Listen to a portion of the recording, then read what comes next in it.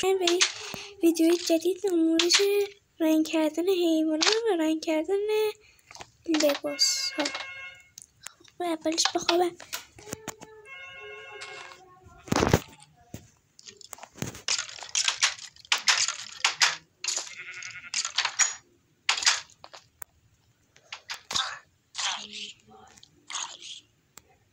خب چه خوبی برای ساختش.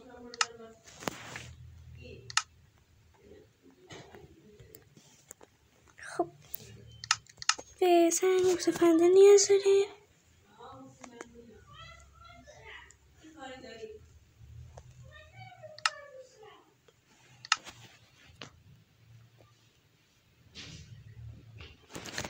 گوسفند نیاز داریم باشم میگفتم گوسفند نیاز داریم و لباس نیاز داریم.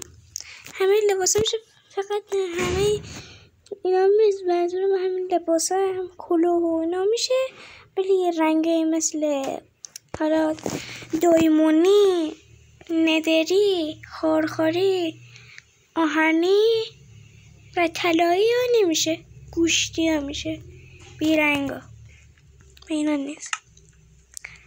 خب نمیجا اول نمیجا چیزی که خواستم میخواییم بردم یه آب نیاز داریم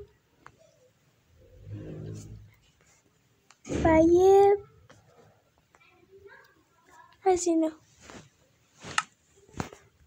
با اینجا که من رنگی بنامش برمیدارم. خب همین وسایل مورد نیاز داریم.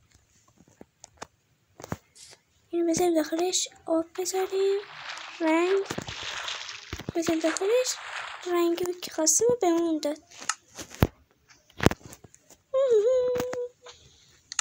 اسکاب خوردم. حالا اینجاش رنگ کردن ببایی همینه.